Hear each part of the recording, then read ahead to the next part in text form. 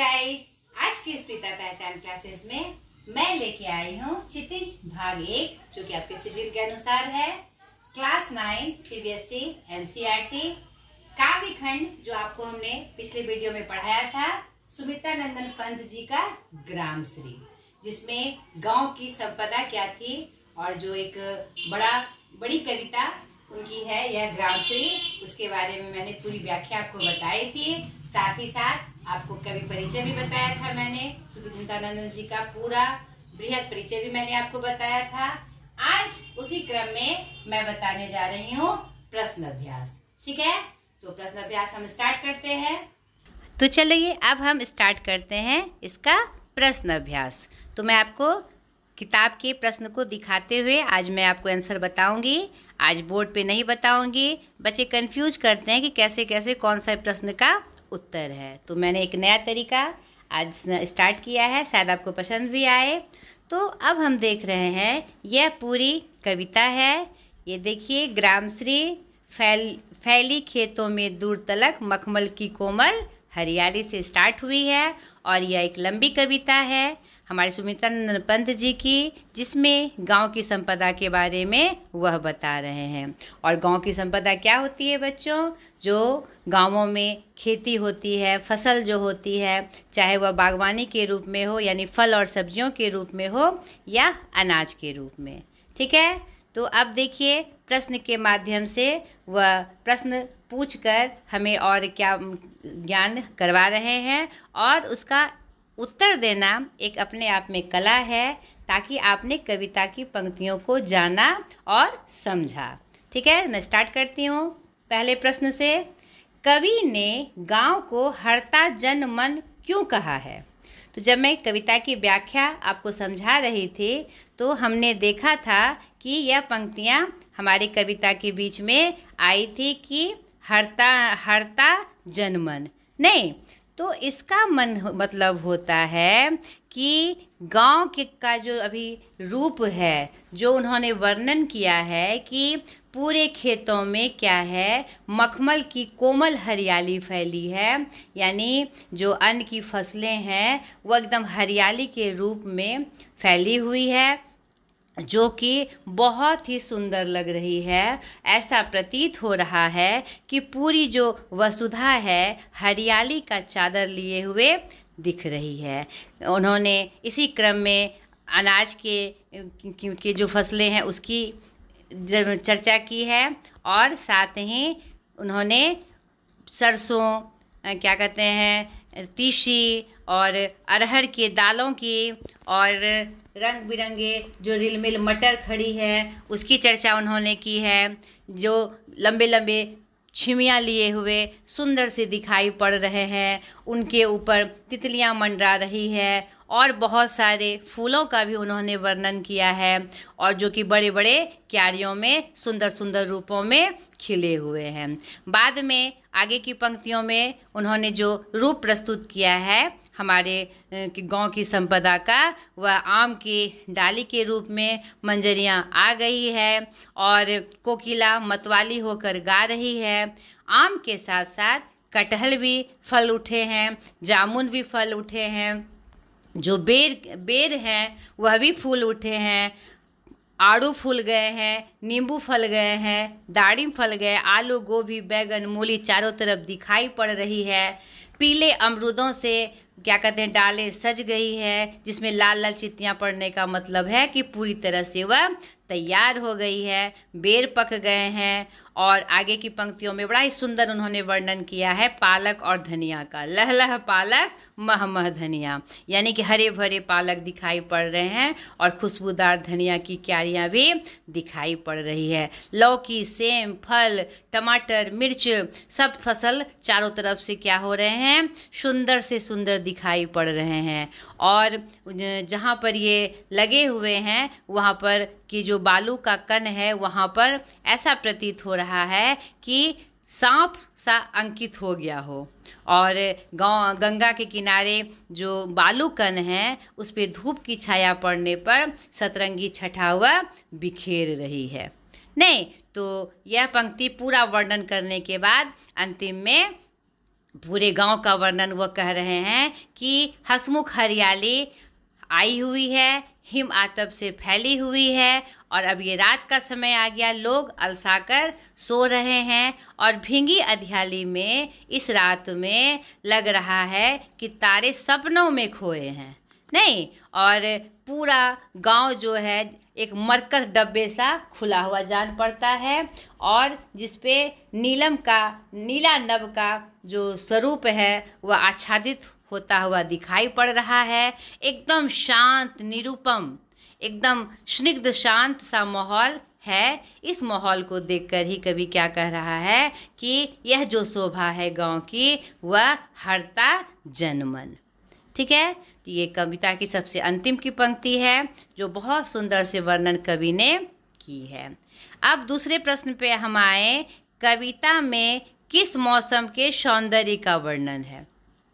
तो जिन फलों सब्जियों की चर्चा हो रही है तो ऐसा प्रतीत होता है कि ठंड के बाद जो गर्मी का मौसम शुरू होने वाला रहता है, यानी बसंत का मौसम, जहाँ पर चारों तरफ हरियाली फैलती है, उस मौसम का वर्णन किया जा रहा है। ठीक है, गांव को मरकत डिब्बे सा खुला क्यों कहा गया है। तो अंतिम की जो क्या कहते हैं पंक्तियां हैं, अंतिम के जो पद हैं, उसमें ही यह बात आई है कि मरकत डिब्बे सा खुला गांव, यानी कि पूरा जो गांव है, गांव की सभ्यता संस्कृति होती है कि वह बंद बंद सा दिखाई नहीं पड़ता, वह ऐसा प्रतीत होता, सब कुछ खुला खुला और एकदम स्निग्ध शांत सा गांव का रूप दिखाई पड़ता है। चारों तरफ खेत खलिहान, क्या कहते हैं, गांव का जो है जो सिस्टम होता है वह खुला खुला सा प्रतीत होता है, जैसे कि मरकत का डब्बा रखा हो, इसीलिए उन्होंने इसे ऐसा कहा है। ठीक है, चौथा प्रश्न है, अरहर और सनई के खेत कवि को कैसे दिखाई पड़ रहे हैं। तो हमने देखा अभी कि यहाँ पर क्रम में जो फसलों की बातें वह बता रहे हैं, उसमें उन्होंने अरहर और सनई की भी चर्चा की है।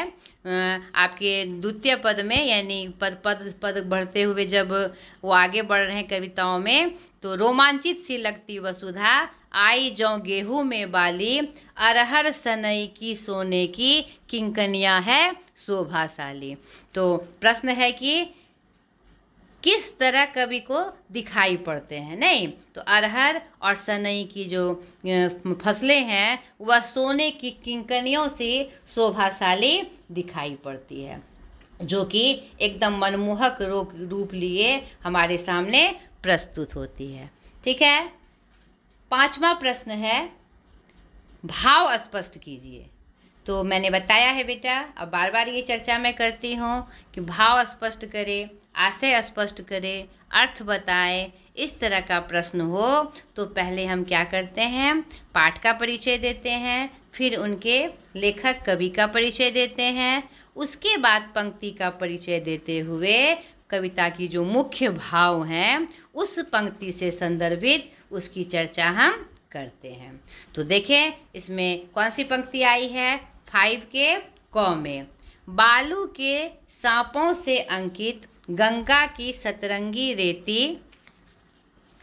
दो पंक्तियां आई है जो कि हमने देखा कि अंतिम के जो सेकंड अंतिम का जो पद था, बालू के सांपों से अंकित गंगा की सतरंगी रेती, सुंदर लगती सरपत छाई, तट पर तरबूजों की खेती, तरबूजों की खेती। ठीक है, तो यह पंक्ति आई है, यानी कि जहाँ पर तरबूजों की खेती होती है वह मुख्यतः वो किसी नदी के किनारे होती है। ठीक है, और यहाँ पर कौन सी नदी के किनारे का वर्णन किया गया है, गंगा नदी के किनारे का वर्णन किया गया है।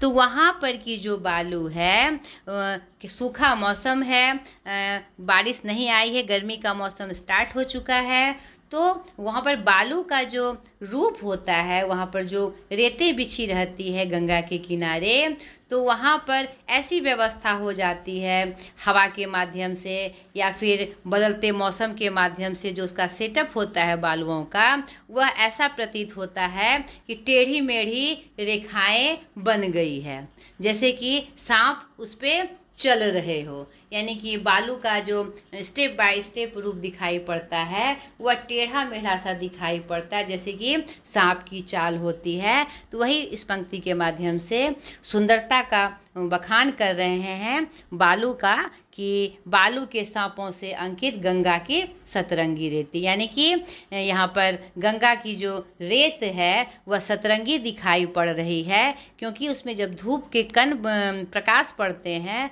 तो वो जो कण है, बालू के कण है, वह सतरंगी छटा बिखेरते हैं। और बालू का रूप कैसा है? सांपों सा अंकित, टेढ़ा मेढ़ा। ठीक है, तो आपको कैसे आंसर करना है कि प्रस्तुत पंक्ति हमारे पाठ्य पुस्तक ग्रामसी के कविता से ली गई है, जिसके कवि सुमित्रानंदन पंत जी हैं। वह ग्राम की संपदा के क्रम में बताते हुए वह तरबूजों की खेती की चर्चा कर रहे हैं। और तरबूजों की खेती मुख्यतः कहाँ होती है? नदियों के किनारे बालुई जगह पे होती है। यहाँ पर गंगा नदी का वर्णन है कि गंगा नदी की जो जहाँ पर तरबूजों की खेती हुई है वह गंगा के किनारा कैसा जान पड़ रहा है? सतरंगी रेतों सा भरा हुआ जान पड़ रहा है। और जो बालूकण है वह सांपों के, जैसे सांप की चाल होती है टेढ़ी मेढ़ी, वैसे ही वह बालूकण अंकित है, सांपों सा अंकित है। ठीक है, समझ में आ गया आपको? अब दूसरी पंक्ति है ख नंबर, हसमुख हरियाली हिम आतप सुख से अलसाए से सोए।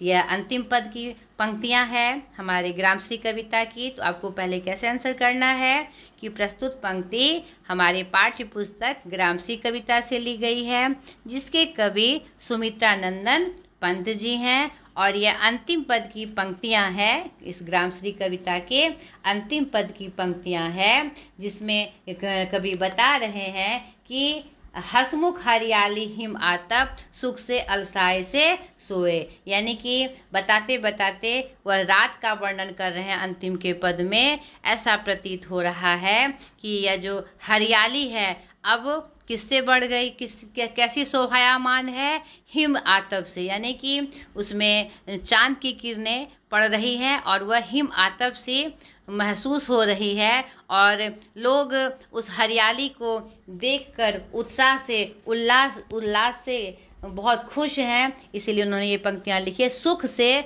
अलसाए से सोए। लोग कैसे प्रतीत हो रहे हैं कि हरियाली देखकर उनके अंदर एक उन्माद है, एक खुशी है, और वो अलसा कर क्या कर रहे हैं? सो रहे हैं। ठीक है, ऐसे आपको आंसर करना है। छठा प्रश्न कह रहा है हमसे कि निम्न पंक्तियों में कौन सा अलंकार है? तो मैंने अलंकार आपको बृहद रूप से पढ़ाया है। अगर आपने नहीं देखा होगा तो अलंकार के वीडियो में जाके, जो व्याकरण का मेरा विशेष सत्र था, उसमें जाकर आप अलंकार को जरूर देख लीजिए। अलंकार क्या होता है? काव्य का गहना होता है, नहीं? तो उसमें मैंने शब्दालंकार और अर्थालंकार की पूरी बृहद से चर्चा की है। अब देखिए कि इसमें कौन सा अलंकार है। तिनकों के हरे हरे तन पर हिल हरित रुधिर है रहा झलक। तो हम क्या पाते हैं? यहाँ वर्णों की आवृत्ति हुई है, और वर्णों की आवृत्ति किस अलंकार में होती है? अनुप्रास अलंकार में होती है। तिनकों के हरे हरे तन पर, तो दो बार आया है, ह दो बार आया है। द्वितीय पंक्ति में भी हम देखते हैं कि ह की आवृत्ति हो रही है। रहा, 3 बार ह की आवृत्ति हुई है। तो ये कौन सा अलंकार है? अनुप्रास अलंकार है। ठीक है, 7वां प्रश्न कह रहा है, इस कविता में जिस गांव का चित्रण हुआ है वह भारत के किस भूभाग पर स्थित है? नहीं, तो कविता के माध्यम से पता चलता है कि यह जहाँ पर उनका गांव सुमित्रानंदन पंत जी का गांव होगा, उसी गांव की प्राकृतिक सुषमा और समृद्धि का मनोहारी वर्णन किया गया है। और यह मैदानी स्थल है। उनका जो जन्म है उत्तरांचल के अल्मोड़ा जिला के कौसानी गांव में हुआ था, और उनकी शिक्षा बनारस इलाहाबाद के आसपास हुई थी।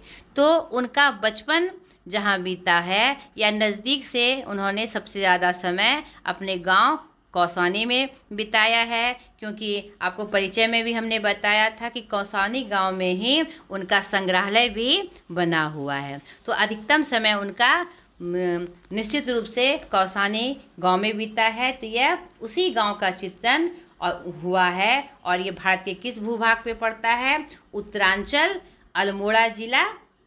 ठीक है, तो ये उत्तर भी आपका हो गया। अब रचना और अभिव्यक्ति, अब ग्रामर के पोर्शन में देखिए कौन से प्रश्न आए हैं।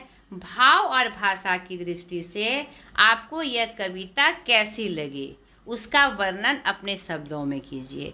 तो यहाँ पर हम पाते हैं इसके जो भाव हैं, यानी यह कविता क्या संकेत हमें दे रही है? ग्राम श्री का संकेत दे रही है, यानी गांव की संपदा क्या है? तो हमारी फसलें नहीं, हमारी खेती बाड़ी, हमारी बागवानी और हमारी गांव की संस्कृति। तो यहाँ पर उन्होंने, कवि ने जो भाव स्पष्ट किए हैं वह पूरी तरह से एकदम यथार्थ से महसूस हो रहे हैं। जो बातें वह कविता के माध्यम से हम तक पहुँचाना चाह रहे हैं वह बड़े सुंदर भाव में उन्होंने हम तक पहुँचा दी है। और भाषा की दृष्टि से भी यह कविता हमें बहुत अच्छी लगी, क्योंकि इसकी भाषा छोटे छोटे शब्दों से बहुत ही सुंदर बनकर तैयार हुई है।